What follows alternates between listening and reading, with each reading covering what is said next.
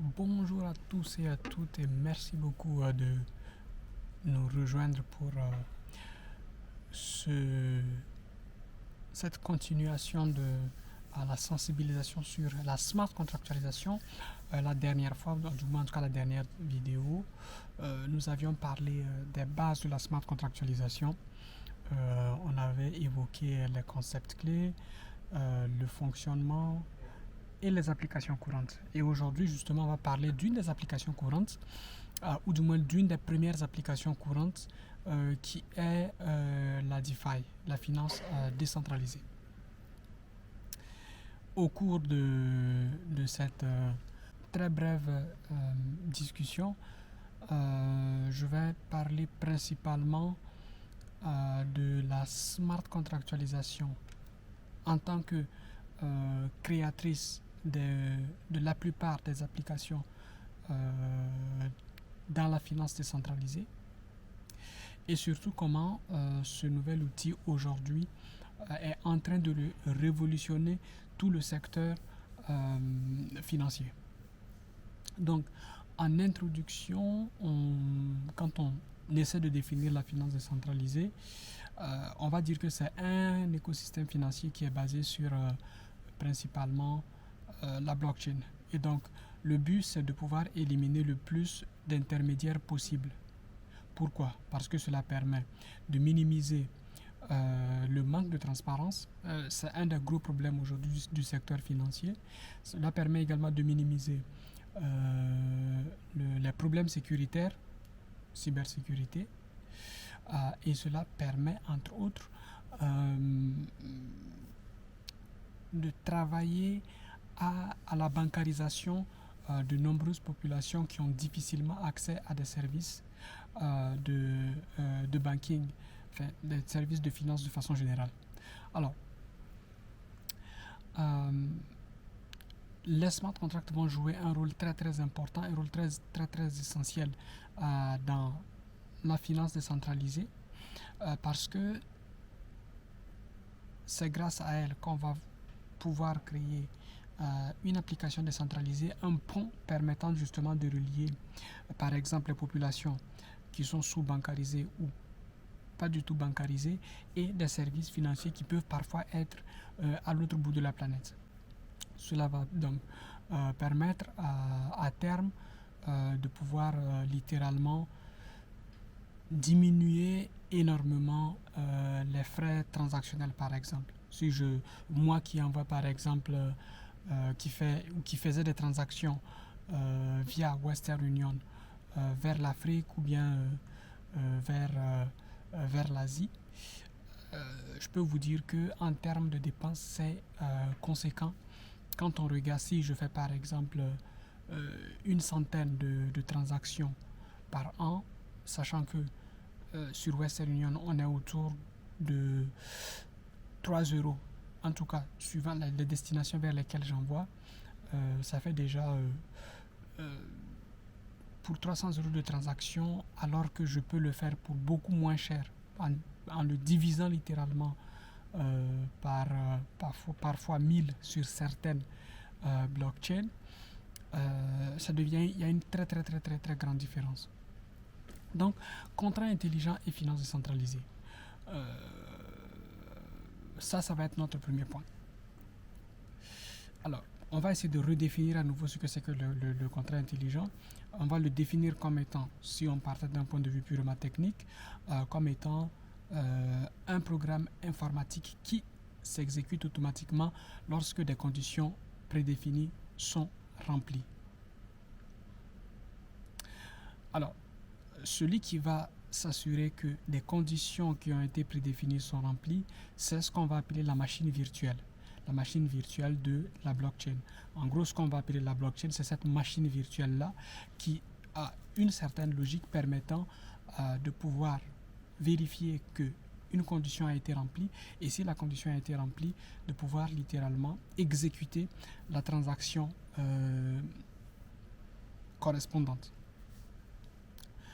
Ceci nous permet donc de pouvoir mettre en place plusieurs applications au sein de la finance décentralisée, La première des applications, ou en tout cas l'une des applications les plus rapidement conçues, a été les prêts et les emprunts. Les smart contracts ont permis de créer ce qu'on appelle aujourd'hui des applications décentralisées. En anglais, ça va être des dApps. C'est des sortes de plateformes. Et donc, parmi ces plateformes-là, il y a des plateformes qui permettent de faire des prêts et des emprunts de façon décentralisée. Ça, c'est le premier point. Par exemple, parmi ces plateformes, vous pouvez avoir MakerDAO, qui n'est pas mal pour faire un emprunt en stablecoin. Et d'ailleurs, le stablecoin, c'est également un des éléments, ou du moins un des outils que les smart contracts ont permis à la finance décentralisée de créer. On va en parler un peu plus bas. Ensuite, après les prêts et les emprunts, nous avons ce qu'on va appeler des DEX. Les DEX, en anglais, ça va être Decentralized Exchanges. Ce sont des bourses décentralisées. Parmi les bourses décentralisées, en tout cas parmi les plus connues, si je ne me trompe pas, nous avons Uniswap. En tout cas, ce qui me vient tout de suite à l'esprit, il faudra vérifier. Et donc, ces bourses décentralisées, basées également sur un certain nombre de smart contracts, vont faciliter la mise en place d'échanges, que ce soit pour du trading, que ce soit pour de la vente, que ce soit pour des achats, d'une part de ce qu'on va appeler aujourd'hui les crypto-monnaies, et d'autre part ce qu'on va appeler les actifs numériques. Alors, quand on prend des actifs numériques au sens très très large, ça va être par exemple les NFT. Ça peut être des NFT représentant uniquement une valeur numérique, donc virtuelle, ou alors des NFT représentant une valeur réelle. Ce qu'on va appeler en anglais Real World Asset. Donc, actifs du monde réel. Ensuite, nous avons ces fameux stablecoins.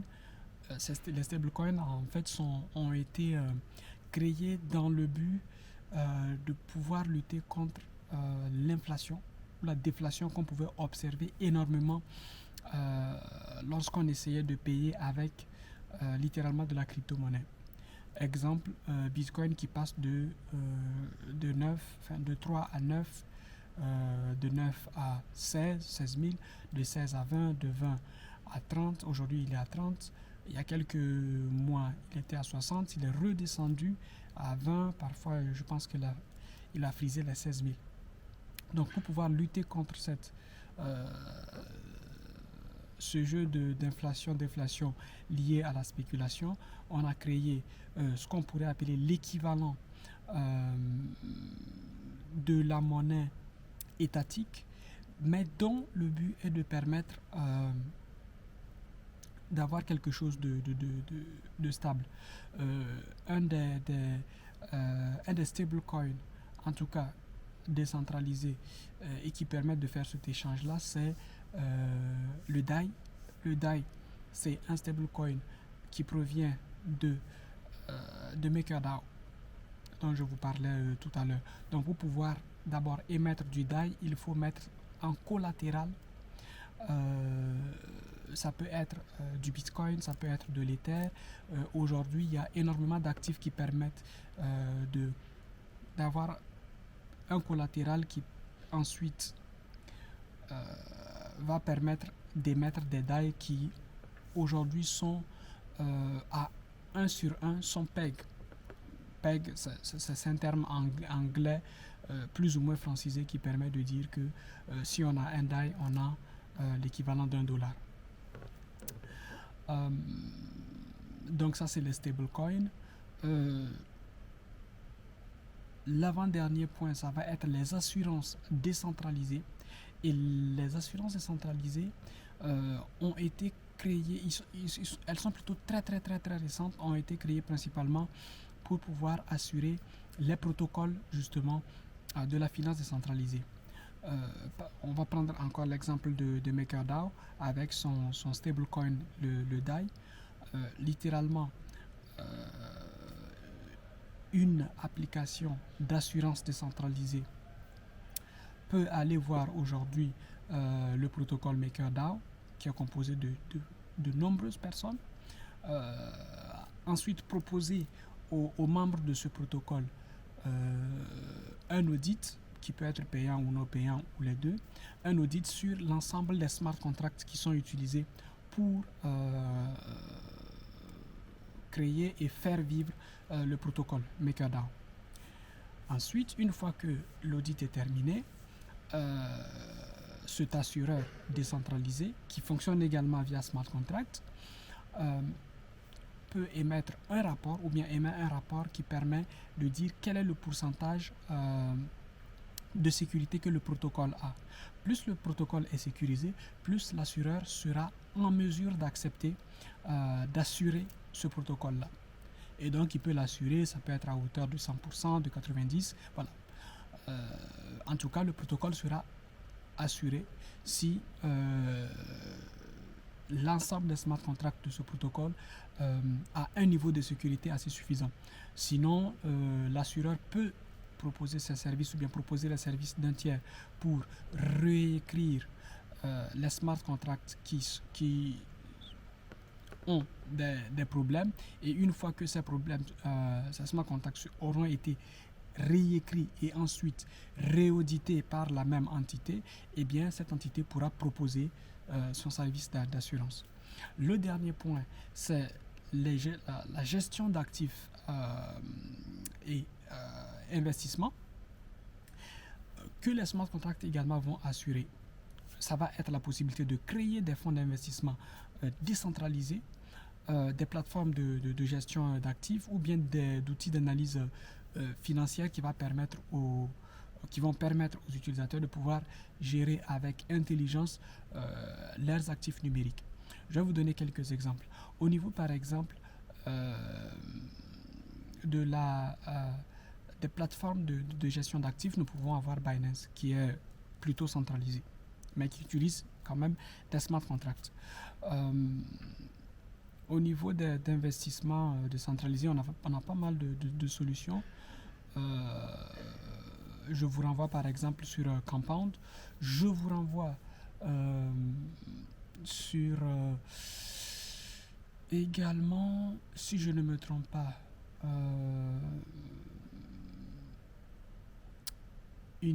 encore Uniswap ou SushiSwap. Alors, ouais, je ne suis pas encore très versé. En tout cas, je n'ai pas encore mis à jour toutes mes connaissances sur les entités qui sont actuellement solides. Donc, mes connaissances comme celles de ChatGPT datent autour de 2022, fin 2022. Donc, voilà, ça me fait un exercice pour retrouver les bonnes informations. Et bien sûr, quand je vais parler d'actifs numériques au sens, par exemple, des NFT, je vais parler de OpenSea, qui permet de pouvoir gérer aujourd'hui de façon plus ou moins décentralisée. En tout cas, ils sont en train de décentraliser la plateforme. Tout ce qui va être actif non fongible. Mona Lisa enfin, tout ce qui est œuvre d'art, tout ce qui est asset qui est difficilement divisible dans le monde réel. Ça peut être de l'immobilier, par exemple. Voilà. Donc, un peu de mots, c'est ce que nous avons aujourd'hui comme résultat de contrats intelligents utilisés dans la finance pour créer cette finance décentralisée. Alors, je vais parler de quelques avantages de la smart contractualisation dans la finance décentralisée, dans la DeFi. Il y a un certain nombre d'avantages à utiliser la smart contractualisation pour la finance décentralisée. Parmi ces avantages, nous avons d'abord la transparence, qui est vraiment le mot-clé, parce que les transactions qui vont être basées sur les smart contracts vont être littéralement, entre guillemets, policées par la blockchain. Ça veut dire que littéralement, un wallet, une personne possédant un wallet peut très facilement montrer ou du moins démontrer que les fonds qui sont dans ce wallet lui appartiennent et que c'est lui qui les a bougés d'un moment à un autre. Alors, je préfère tout de suite briser le rêve de nombreuses personnes, surtout ceux qui sont dans l'illégalité. Ce n'est pas en utilisant la blockchain qu'il sera beaucoup plus facile de blanchir de l'argent. C'est plutôt la pire des solutions à utiliser lorsque quelqu'un veut faire du blanchiment d'argent.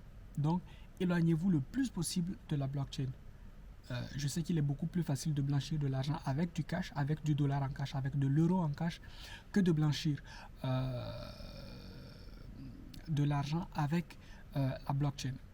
Parce que les transactions sont conservées de façon immuable dans la blockchain et qu'à tout moment, on peut faire un retour en arrière pour regarder qui a littéralement envoyé, qui a fait cette transaction. Aujourd'hui, il y a de plus en plus d'outils qui permettent de faciliter cette traçabilité, de vérifier qui est derrière un wallet spécifique. Nous avons MetaMask aujourd'hui qui va également collecter l'IP de la personne qui le télécharge et l'utilise. Je viens d'ailleurs de voir très récemment qu'un certain nombre de données de MetaMask ont fuité, probablement dû à quelques erreurs de smart contracts, assurance audit. Voilà. Donc il y a ce premier avantage. Le second, c'est la sécurité. Étant donné que la plupart des smart contracts, la plupart des blockchains qui sont aujourd'hui utilisées sont des blockchains qu'on va dire à la fois décentralisées et distribuées, donc permissionless, il va être extrêmement difficile de faire du piratage, de détourner des fonds via cette blockchain. C'est l'exemple de Bitcoin, c'est l'exemple de Ethereum. Alors je cite principalement Bitcoin et Ethereum parce que ce sont les blockchains que je maîtrise le mieux. Et pour le moment, je ne vais pas m'étendre sur d'autres blockchains, à part peut-être les blockchains qui sont dans l'interopérabilité comme Avalanche ou Polkadot ou leur sidechain. Donc, grâce aux différentes personnes qui assurent la sécurité qu'on appelle des nœuds, il devient assez difficile de pouvoir faire une attaque directement sur une blockchain. Par contre, on peut faire une attaque sur un smart contract qui a été codé avec des erreurs ou qui a des bugs, qui a été simplement mal codé, et drainer une partie des actifs. On a énormément d'exemples. Les pires sont ceux que nous avons probablement connus au cours de l'année 2022 avec Terra Luna et les autres blockchains. C'est pour ça que c'est assez difficile pour moi de pouvoir parler d'autres blockchains autres que Ethereum et Bitcoin, parce que la plupart des autres blockchains, il y en a très peu qui apportent une valeur ajoutée. La plupart sont des copycats, si vous voulez, soit de Bitcoin, soit de Ethereum en termes d'utilité. Quand même parfois on a la technologie qui est complètement différente, qui est parfois innovante. Ensuite nous avons l'efficacité, comme je venais de le dire tout à l'heure, avec par exemple Polygon, lorsque je fais 10 transactions, 100 transactions à l'année, au lieu de payer 300 €, je pourrais par exemple payer l'équivalent de 30 € pour une centaine de transactions, et même encore moins de 30 €. Et une fois que par exemple la blockchain Ethereum sera passée à 100% en proof of stake, là nous sommes en train d'aller dans les différentes phases de transformation. On vient le 12 avril de terminer ce qu'on appelait la mise en place de Shanghai. Shanghai, c'est une mise à jour du proof of stake, enfin, une sorte de mise à jour qui permet de débloquer les fonds qui étaient jusqu'alors gelés pour permettre de sécuriser la blockchain Ethereum. Voilà. Donc on a cette efficacité là. Donc une fois que nous aurons atteint la proof of stake telle que définie par la fondation Ethereum et Vitalik Buterin, je pense que pour une centaine de transactions à l'année, peut-être qu'on pourra passer autour de 3 euros. Donc, et vu qu'on va l'utiliser énormément, je pense que ça va être beaucoup moins cher, voire des frais de transaction quasi inexistantes. Nous avons deux autres avantages. L'accessibilité. Par exemple, je vous parlais tout à l'heure des populations moins bancarisées qui vont facilement avoir accès à des instruments financiers, vont avoir accès par exemple à Bitcoin. L'exemple le plus bluffant, c'est par exemple l'adoption par le Salvador du Bitcoin, qui permet aujourd'hui de faire pas mal d'achats, enfin, qui permet de bancariser dans un premier temps la population de ce pays. Voilà. Je me perds avec les différentes langues que je comprends. Donc il y a ça. On a par exemple la Centrafrique qui est également sur ce même chemin-là de l'adoption du Bitcoin, non seulement de l'adoption du Bitcoin, mais également de l'utilisation de la blockchain pour créer leur propre système monétaire, système qui va probablement remplacer petit à petit le franc CFA. Voilà, on a cette accessibilité. Et enfin, le dernier élément, c'est l'innovation. L'innovation, comme je vous disais, il y a aujourd'hui énormément d'applications. On peut faire correspondre l'avènement, enfin, la naissance ou bien l'apparition de la blockchain à l'invention de l'imprimerie. Parce que littéralement, on passe d'un monde qui utilisait principalement le papier pour garder des registres à un monde qui utilise désormais une technologie comme la blockchain pour garder les mêmes types de registres. Donc cela sous-entend que littéralement toute la comptabilité va devenir blockchain plus smart contract.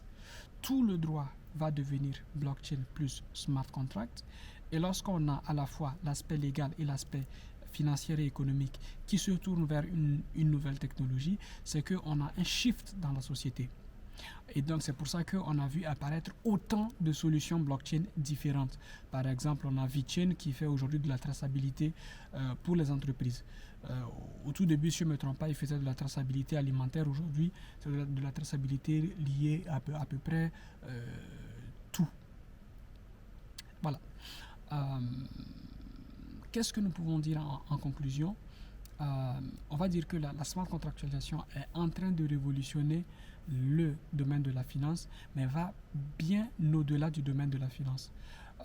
Dans la mesure où, littéralement,